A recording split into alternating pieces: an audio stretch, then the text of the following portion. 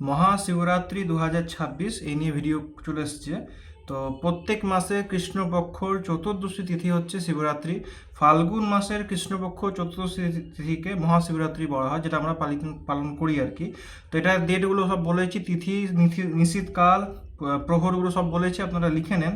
15 ফেব্রুয়ারি রবিবার 5টা 4 সন্ধে থেকে নিয়ে 16 ফেব্রুয়ারি সোমবার 5টা 34 পর্যন্ত সন্ধে পর্যন্ত আপনার চতুর্দশী তিথি থাকছে।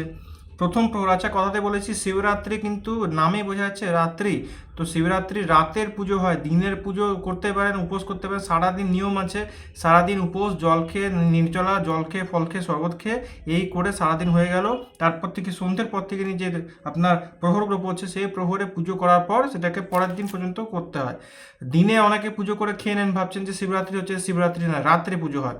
আর আমি একটা 16 সোমবার ব্রত এই দিনকে শুরু করলে খুব ভালো পাওয়ার মানে ফল পাওয়া যায়।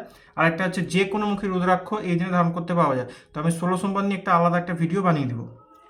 প্রথম প্রহর হচ্ছে 6টা 11 সন্ধ্যে থেকে নিয়ে 9টা 23 রবিবার আর 15 ফেব্রুয়ারি, ঠিক আছে। দ্বিতীয় প্রহর হচ্ছে 9টা 23 রাত্রি থেকে নিয়ে 12টা 35 পর্যন্ত। তৃতীয় প্রহর হচ্ছে 12টা 35 থেকে নিয়ে, এটা ইংরেজি হিসাবে 16 তারিখ হয়ে যাচ্ছে। তৃতীয় প্রহর 12টা 35 থেকে নিয়ে 3টে 47 পর্যন্ত। আর চতুর্থ প্রহর 3টে 47 থেকে নিয়ে 6টা 59 সকাল পর্যন্ত। নিশীথকাল হচ্ছে 12টা বেজে 9 মিনিট থেকে নিয়ে 1টা বেজে 1 মিনিট রাত্রি। এবার টোটকাগুলো উপায়গুলো বলে দিচ্ছি। শিব ঠাকুরকে চেষ্টা করবেন সাদা মিষ্টি দিলে ভালো হয়, সাদা সন্দেশ দেওয়া বা অনেকে রসগোল্লাও দেন, সাদা মিষ্টি দেওয়া ভালো, যদিও এতে কোনো বিধিবিধান কিছু নিয়ম নেই। আর্থিক উন্নতির জন্য প্রথম প্রহর আর তৃতীয় প্রহর শিব ঠাকুরকে বেদানা বা আখের রস দিয়ে অভিষেক করুন। দাম্পত্য বৃদ্ধি, সমৃদ্ধি, উন্নতির জন্য গোলাপ জল, দুধ, মধু আর আতর এগুলোকে মিশিয়ে নিয়ে এটাকে আপনি অভিষেক করুন। অভিষেক করবেন প্রথম প্রহর, চতুর্থ প্রহর। যেহেতু দাম্পত্য উপায় আছে, হাজব্যান্ড ওয়াইফ একসাথে করলে সবচেয়ে ভালো হয়। আচ্ছা, মান সম্মান, প্রমোশন, পদোন্নতির জন্য যদি চেষ্টা করছেন, তাহলে এটার জন্য একটা মন্ত্র বলে দিচ্ছি। এটা যখন শ্রী রামচন্দ্র রাবণকে মারার পরে যখন অযোধ্যাতে ফিরে এসেছিলেন, তখন এই জিনিসটা শিব ঠাকুর রচিত এই মন্ত্র আর গান বা যেটাই বলতে পারেন।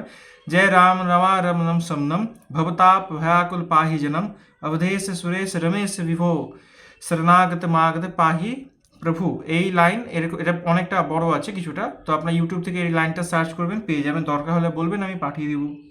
আচ্ছা, বিয়ের জন্য যারা উপায় করতে চাইছেন 4 প্রহরী উপায় করবেন। শিব পুজোর হয়ে যাবে শিব ঠাকুরকে, শিব ঠাকুরের মাথায় 2টো লবঙ্গ, ফুলযুক্ত লবঙ্গ আর একটু মধু এটা দিয়ে দিবেন।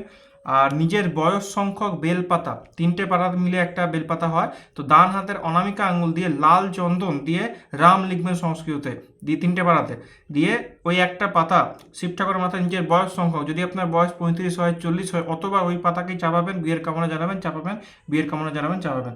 একটা পাতাকে অথবা দিতে পারেন, অতগুলো পাতা লাগবে কোনো মানে হয় না, ঠিক আছে। যারা স্বাস্থ্য উন্নতি চাইছে তাদের জন্য মহামৃত্যুঞ্জয় মন্ত্র পাঠ করতে পারেন। আচ্ছা, এবার স্পেশাল কিছু উপায় মন্ত্র বলে দিচ্ছি।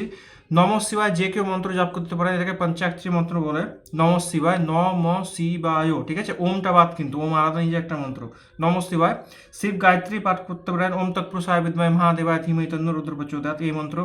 যাদের নজর দোষ, টোনা টোটকা, ভূত বাধা আছে তাদের জন্য বটুক ভৈরব স্তোত্রম ইউটিউব থেকে পেয়ে যাবেন, এটা পাঠ করলে ভালো হয়। শিব চালিসা পাঠ করতে পারেন। তারপরে শিব তাণ্ডব, রাবণ রচিত শিব তাণ্ডব স্তোত্রম পাঠ করতে পারেন, শুনে শুনেই হোক, দেখে দেখেই হোক। আচ্ছা, দ্বাদশ অক্ষর মানে ওম নমো ভগবতে বাসুদেবায়, এই মন্ত্র যদি মনে হয় জপ করতে পারেন। আরেকটা মন্ত্র বলেছি, কর্পূর গৌরম করুণাবতারম সংসার সারম ভুজগেন্দ্রহারম সদা বসন্তম হৃদয়ারবিন্দে ভবম ভবানী সহিতম নমামি, এই মন্ত্র যদি মনে হয় 1 মালা 3 মালা 11 মালা জপ করতে পারেন। এছাড়া রুদ্রাষ্টকম যদি মনে হয় জপ করবেন, তাও করতে পারেন। এই কটা জিনিস যদি করেছেন তাহলে মোটামুটি শিবরাত্রি মোটামুটি আপনাদের হয়ে যাবে। এছাড়া আমার মনে হয় না, সব কিছু টোটকা মোটামুটি দিয়ে দিয়েছি।